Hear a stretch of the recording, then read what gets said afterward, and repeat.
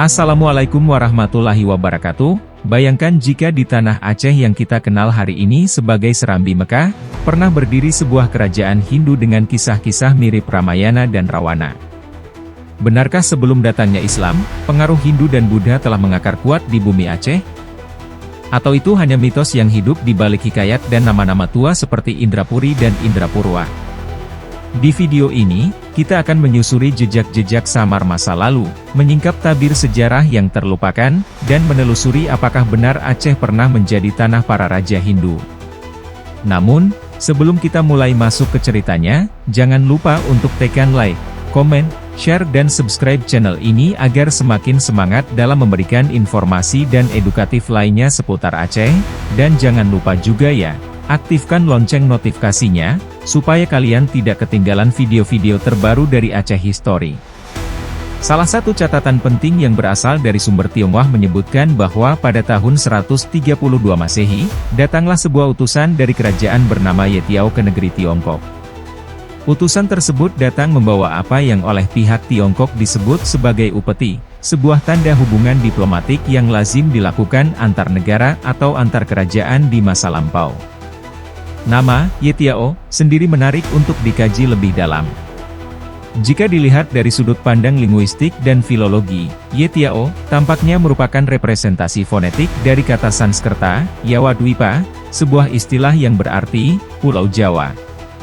Istilah ini juga ditemukan dalam karya geograf besar dari dunia barat kuno, Ptolemaios, yang menyebut nama wilayah serupa dengan istilah Yabadio, yang memiliki kesamaan fonetik dengan Yawadwipa.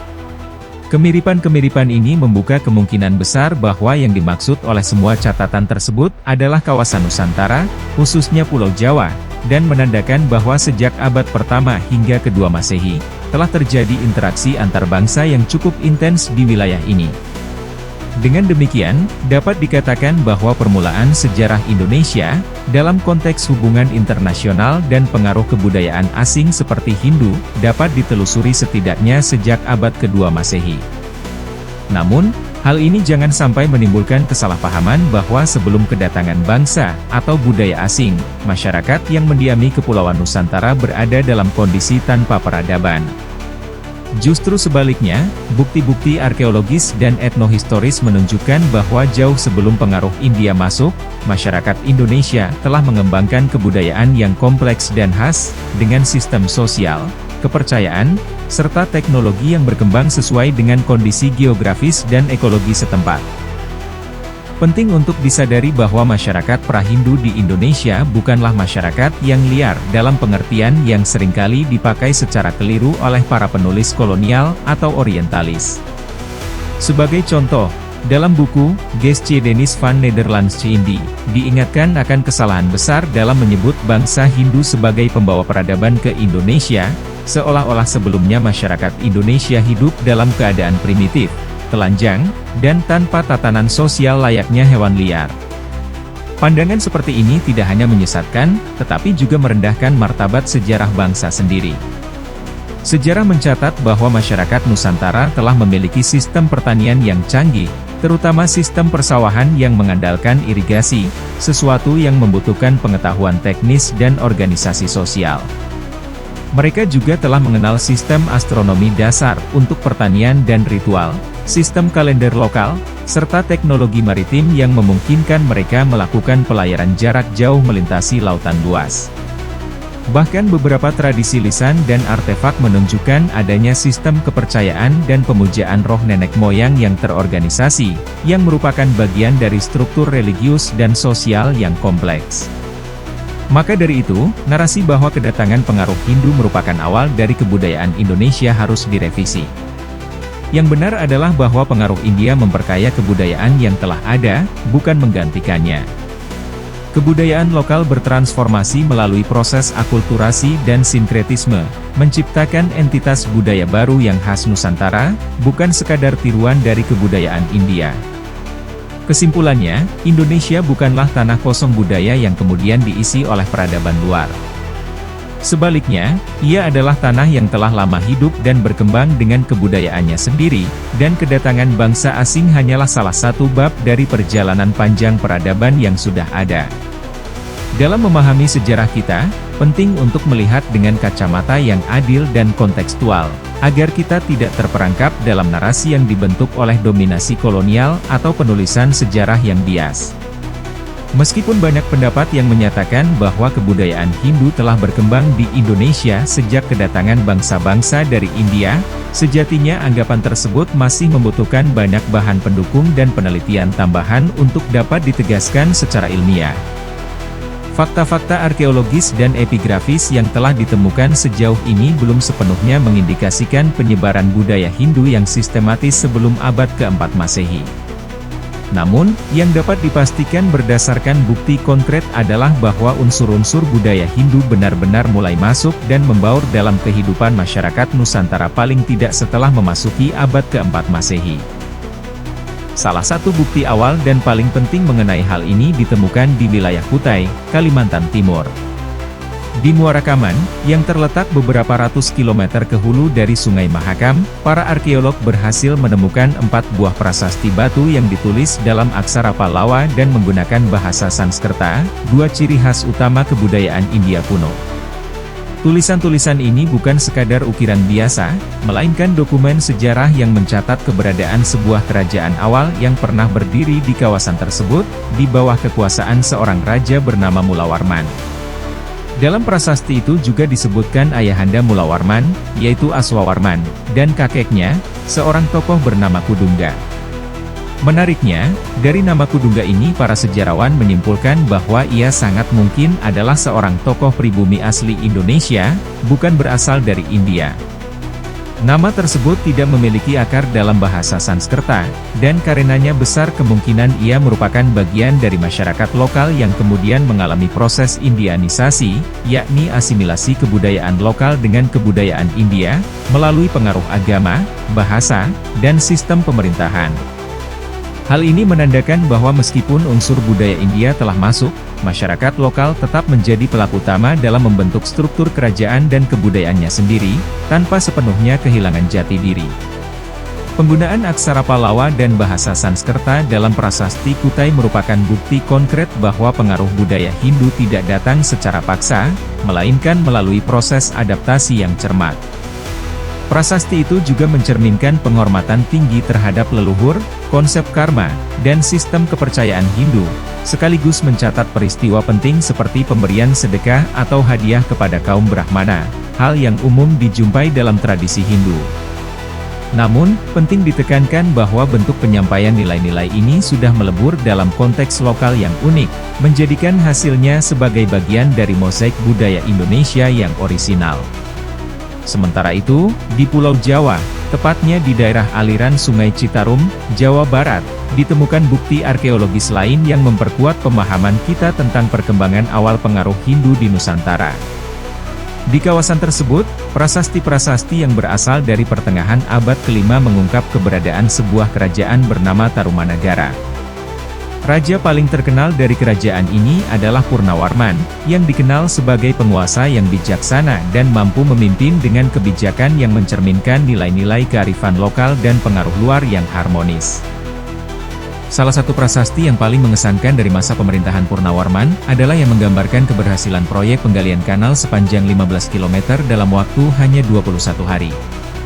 Di samping prasasti tersebut, terdapat pula ukiran berupa jejak kaki sang raja, simbol kekuasaan yang juga memiliki makna spiritual mendalam dalam budaya Hindu dan Buddha.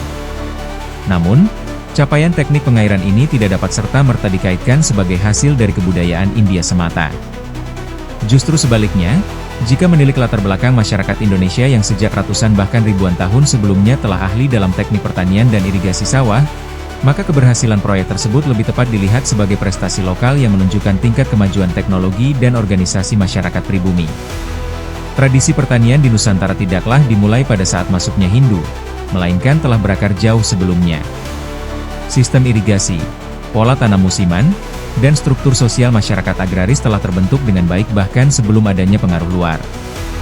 Maka, ketika pengaruh Hindu datang, ia hanya menambahkan elemen baru, baik dalam bentuk simbolisme, sistem kasta, maupun nilai spiritual, yang kemudian dipadukan dengan tradisi lokal menjadi sistem yang khas dan unik.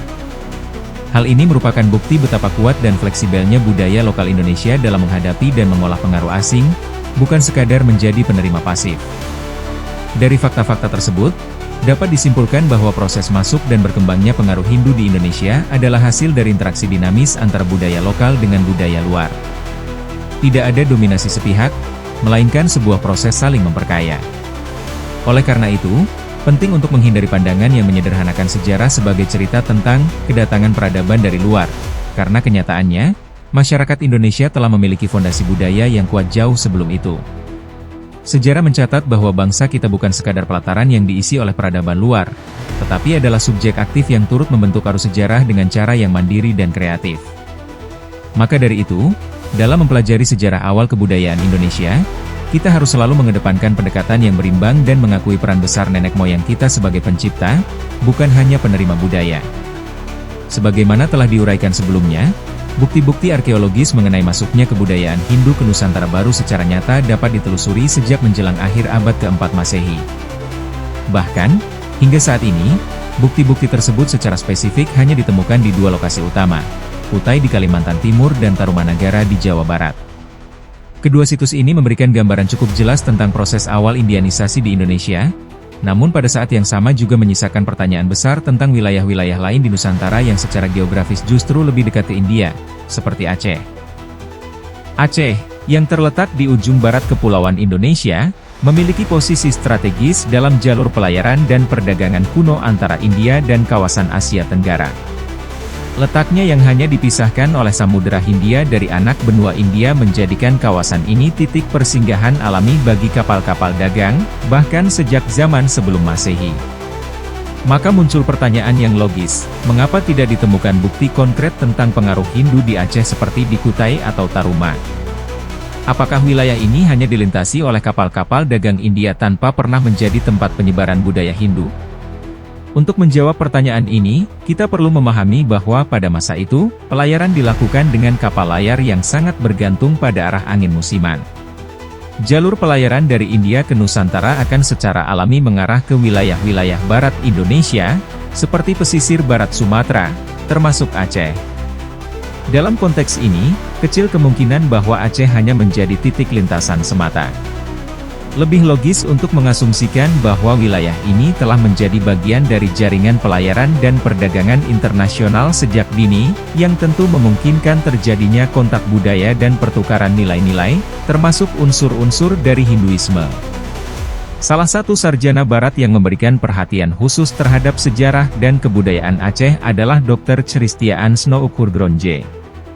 Dalam penelitiannya yang mendalam terhadap masyarakat Aceh pada akhir abad ke-19, ia mencatat bahwa jejak-jejak pengaruh Hindu di Aceh memang tidak semasif di wilayah lain seperti Jawa atau Kalimantan. Namun, ia menunjukkan satu petunjuk menarik, gaya berpakaian wanita-wanita Aceh yang bersanggul miring, mirip dengan gaya rambut wanita-wanita Hindu di India Selatan. Meski tampak sepele, petunjuk ini membuka ruang tafsir bahwa pernah terjadi kontak kultural, meskipun dalam bentuk yang mungkin tidak terdokumentasikan secara monumental seperti prasasti atau candi. Namun demikian, Snouckhoorgroenje bersikap hati-hati dalam menarik kesimpulan. Ia menyatakan bahwa pengaruh Hinduisme di Aceh ibarat sebuah pintu yang tertutup tapi tidak dikunci, maksudnya, pengaruh itu mungkin pernah masuk, menyusup melalui jalur perdagangan atau kontak sosial, namun tidak pernah berkembang secara dominan atau menjadi fondasi utama dalam struktur sosial dan budaya masyarakat Aceh. Ia menegaskan bahwa dengan melalui satu atau lain jalan, langsung atau tidak langsung, Hinduisme pada suatu waktu sudah mengalir ke dalam peradaban dan bahasa Aceh bukanlah suatu hal yang perlu diragukan lagi.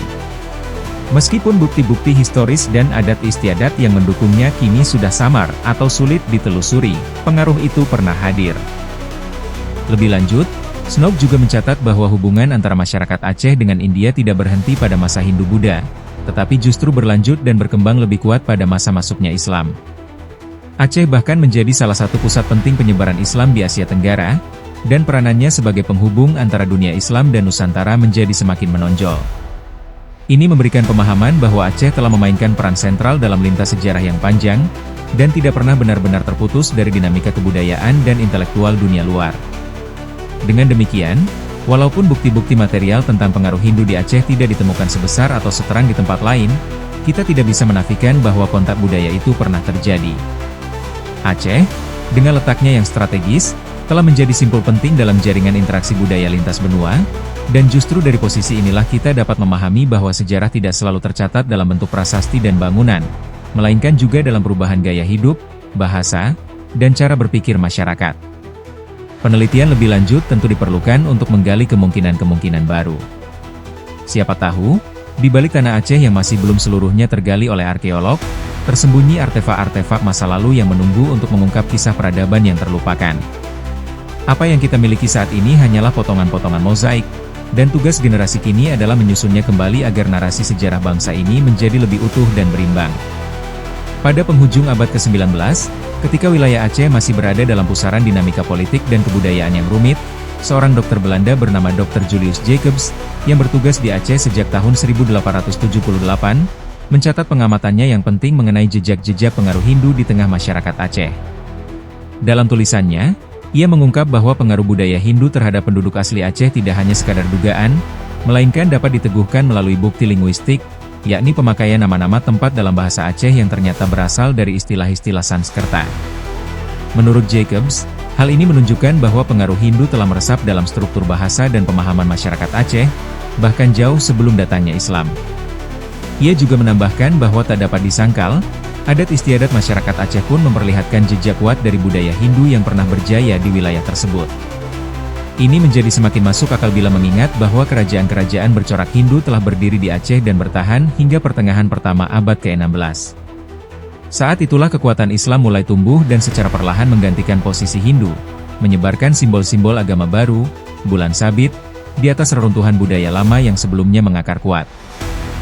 Tak hanya Dr. Jacobs, seorang pejabat kolonial lainnya, yakni Van Langen, yang pernah menjabat sebagai residen Belanda di Aceh pada masa yang hampir bersamaan, juga memberikan kontribusi penting terhadap pemahaman kita tentang masa lalu Aceh.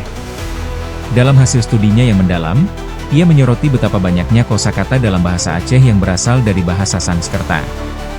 Menurutnya, kerajaan Hindu di Aceh pada masa lampau tidak terbatas hanya di wilayah Aceh besar saja, melainkan meluas hingga ke bagian utara Aceh, termasuk wilayah Pasai, yang kemudian dikenal sebagai salah satu pusat penting dalam penyebaran Islam di Asia Tenggara.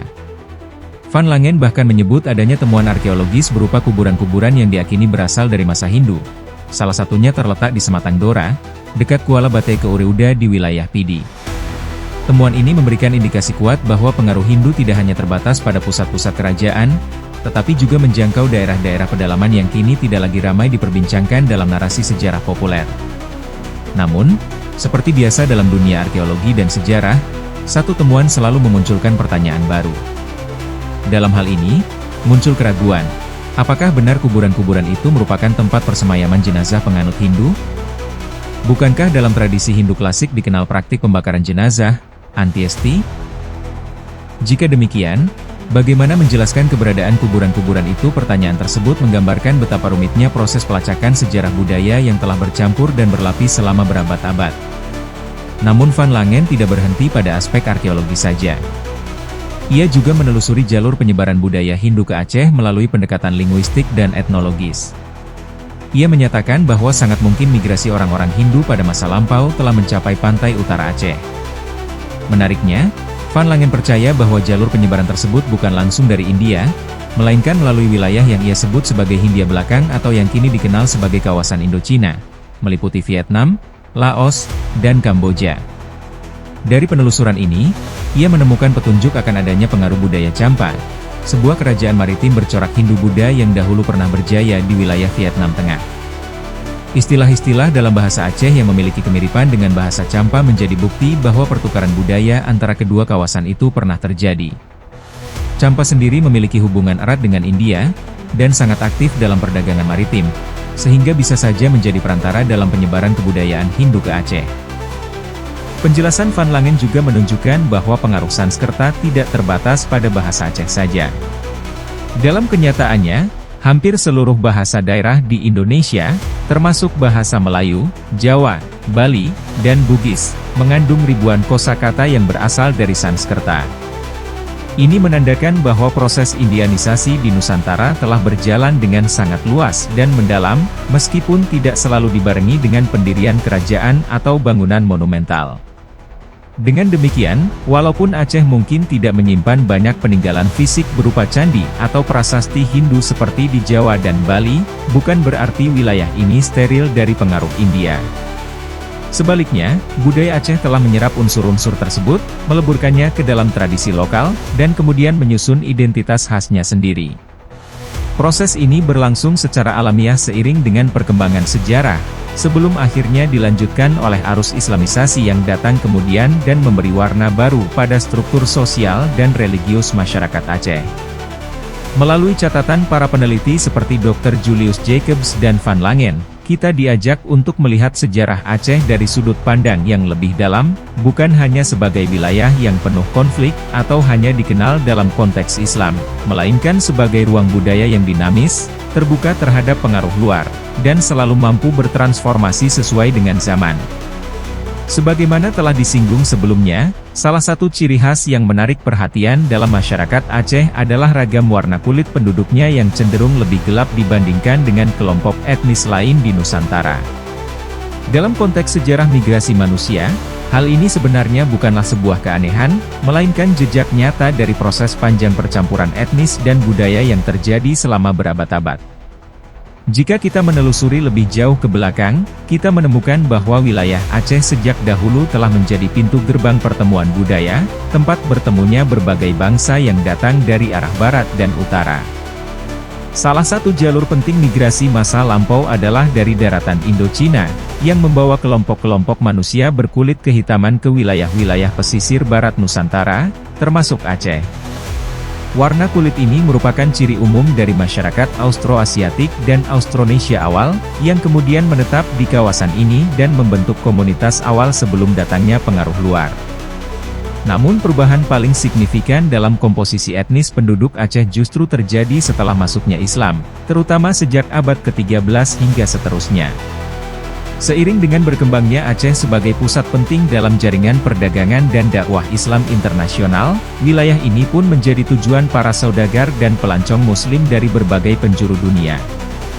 Di antara mereka terdapat kelompok besar dari India Selatan, khususnya dari wilayah Tamil Nadu, yang oleh masyarakat setempat kerap disebut sebagai keling. Para pendatang Muslim India ini bukan hanya datang untuk berdagang, tetapi juga banyak yang akhirnya bermukim dan menikah dengan penduduk lokal. Dalam waktu yang cukup panjang, terjadilah proses asimilasi dan pembauran yang menghasilkan generasi baru dengan perpaduan karakteristik fisik dan budaya dari kedua belah pihak. Tidaklah mengherankan jika kemudian warna kulit penduduk Aceh menjadi lebih gelap, menyerupai karakteristik masyarakat India Selatan yang berkulit sawo matang atau kehitaman. Selain itu, dalam masa kejayaan Kesultanan Aceh, khususnya pada abad ke-16 hingga ke-17 di bawah pemerintahan sultan-sultan besar seperti Sultan Iskandar Muda, kita juga mendapati keberadaan para pendatang dari benua Afrika, terutama dari wilayah Habsyi, Ethiopia dan sekitarnya. Mereka dibawa ke Aceh sebagai hamba atau abdi istana, namun sebagian dari mereka juga akhirnya hidup berdampingan dan membaur dengan masyarakat lokal. Ini turut memperkaya ragam genetik dan warna kulit penduduk Aceh, meskipun ciri-ciri dasar Indonesia, seperti bentuk wajah, bahasa, dan adat, tetap menjadi fondasi identitas masyarakat Aceh hingga hari ini. Oleh sebab itu, ketika hari ini kita melihat kenyataan bahwa warna kulit orang Aceh pada umumnya lebih gelap dibandingkan dengan suku-suku lain di Nusantara, perlu diingat bahwa hal tersebut adalah hasil dari proses sejarah yang panjang. Yang penting untuk dicatat adalah bahwa percampuran ini justru terjadi setelah masa masuknya Islam dan berjalannya hubungan erat dengan dunia Islam di India dan Afrika. Maka tidak tepat jika ada anggapan bahwa warna kulit yang lebih gelap itu merupakan ciri masyarakat Aceh sejak zaman prasejarah atau karena pengaruh kebudayaan Hindu yang lebih dahulu datang. Fakta sejarah menunjukkan sebaliknya. Menariknya, pengaruh budaya India di Aceh tidak hanya terlihat dari aspek fisik dan bahasa, tetapi juga dari warisan kesusastraan yang masih bisa kita telusuri hingga kini. Salah satu contohnya adalah keberadaan hikayat Sri Rama dalam bentuk saduran bahasa Melayu, yang juga dikenal dalam sastra Aceh. Hikayat ini merupakan adaptasi dari Kakawin Ramayana yang ditulis oleh pujangga legendaris India, Walmiki. Namun yang membuat hikayat versi Aceh ini begitu unik adalah penyisipan unsur-unsur keislaman di dalamnya. Sebagai contoh, tokoh-tokoh dalam cerita seringkali diberi tambahan gelar seperti alaihi salam, sebuah istilah yang lazim digunakan dalam tradisi Islam untuk menunjukkan penghormatan terhadap para nabi dan tokoh suci. Adaptasi semacam ini menunjukkan betapa lenturnya budaya Aceh dalam mengolah pengaruh luar. Budaya asing tidak diserap mentah-mentah, tetapi diolah, disesuaikan, dan dijahit kembali dalam kain kebudayaan lokal yang telah lebih dahulu terbentuk. Hal ini mencerminkan kekuatan identitas budaya Aceh yang mampu menyerap, namun tidak larut dalam budaya asing. Salah satu bukti fisik dari keberadaan sastra Sri Rama versi Aceh adalah naskah tulisan tangan huruf Jawi, Arab Melayu, dari tahun 1633 yang kini disimpan di Perpustakaan Bodleian, Universitas Oxford, Inggris. Naskah ini sebelumnya merupakan koleksi milik seorang pendeta bernama Lau. Naskah tersebut bukan hanya menjadi penanda tingginya tingkat literasi dan kesusastraan di Aceh pada masa lalu, tetapi juga menjadi saksi bagaimana tradisi sastra lokal mampu hidup berdampingan dengan pengaruh budaya India dan Islam dalam harmoni yang khas. Dengan menelusuri jejak percampuran budaya, fisik, bahasa, hingga sastra ini, kita semakin memahami bahwa sejarah Aceh bukanlah sejarah yang tertutup dan stagnan. Sebaliknya, ia adalah sejarah keterbukaan, perjalanan, dan pertemuan antar bangsa, yang membentuk masyarakat Aceh sebagai salah satu komunitas maritim yang paling kaya warisan budayanya di Asia Tenggara. Naskah koleksi Pendeta Laud yang kini tersimpan rapi di Perpustakaan Bodleian, Universitas Oxford, menjadi salah satu artefak literasi penting yang membuka jendela pemahaman kita terhadap perkembangan budaya tulis-menulis di Aceh pada masa silam. Menurut hemat penulis, naskah tersebut dapat dianggap sebagai salah satu bentuk paling awal dari penyusunan hikayat Sri Rama yang ditulis langsung di wilayah Aceh. Hal ini memperlihatkan bahwa narasi epos Ramayana, yang berasal dari India, telah menjalar jauh hingga ke pesisir barat Sumatera, dan diolah menjadi bagian dari khazanah sastra lokal. Tidak hanya itu, dalam naskah yang sama juga ditemukan kisah yang dikenal dengan judul Hikayat Rawana, yang tampaknya merupakan bagian lanjutan atau versi tersendiri dari narasi Ramayana, dan diyakini juga berasal dari pengaruh naskah koleksi Laut tersebut.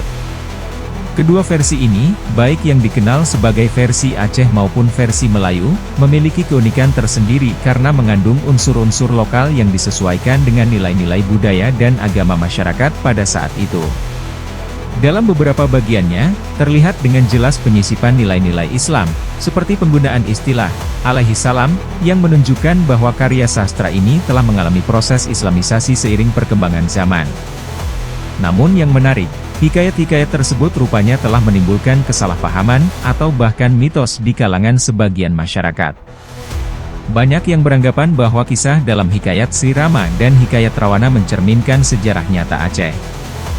Bahkan ada yang percaya bahwa Raja Rawana, tokoh antagonis dalam epos Ramayana, sebenarnya adalah seorang raja yang pernah bertahta di wilayah Indrapuri, Aceh. Keyakinan ini diperkuat dengan keberadaan nama-nama kampung tua seperti Indraputra dan Indrapurwa, yang berasal dari bahasa Sanskerta. Nama-nama ini kemudian dikaitkan dengan dugaan bahwa di lokasi-lokasi tersebut pernah berdiri kota-kota kerajaan Hindu kuno. Namun dalam kerangka historiografi ilmiah, penafsiran semacam itu perlu disikapi dengan sangat hati-hati. Hubungan antara nama tempat dan cerita epos bukanlah bukti kuat akan keberadaan suatu kerajaan Hindu di masa lalu. Perlu diingat bahwa dalam tradisi masyarakat Asia Tenggara, pengaruh nama-nama Sanskerta tidak selalu mencerminkan eksistensi langsung dari pemerintahan Hindu-Buddha, melainkan seringkali hanya menunjukkan pengaruh linguistik atau simbolik belaka. Oleh karena itu, dugaan bahwa Indrapuri merupakan pusat kerajaan Hindu sebagaimana tertulis dalam hikayat Rawana masih sangat lemah jika tidak didukung dengan bukti-bukti arkeologis yang dapat dipertanggungjawabkan secara akademik. Memang tidak dapat disangkal bahwa Aceh telah dikenal oleh dunia luar sejak awal Masehi. Letaknya yang strategis di ujung barat Nusantara menjadikannya pelabuhan alami yang penting dalam jalur perdagangan internasional, termasuk bagi para pedagang dan pelaut dari India dan kawasan Asia Selatan lainnya.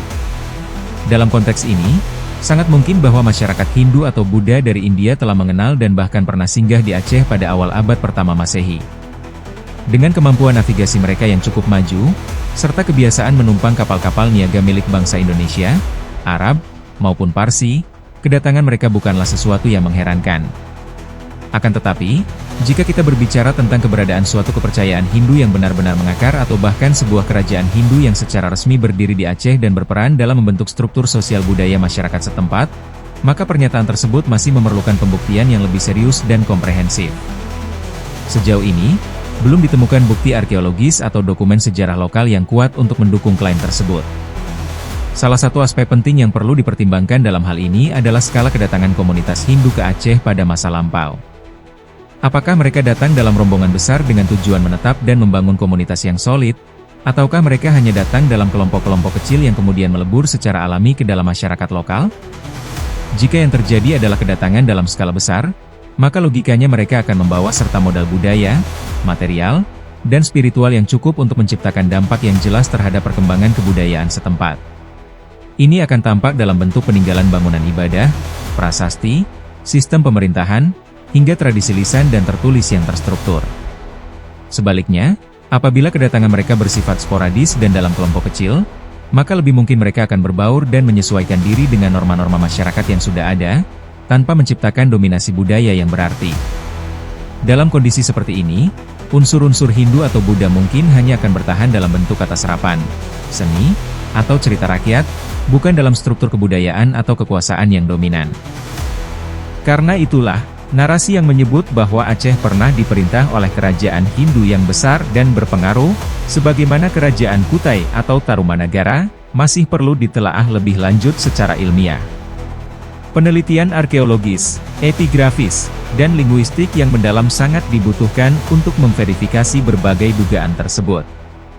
Sebab dalam dunia sejarah, klaim tanpa bukti hanya akan menghasilkan mitos, bukan kebenaran.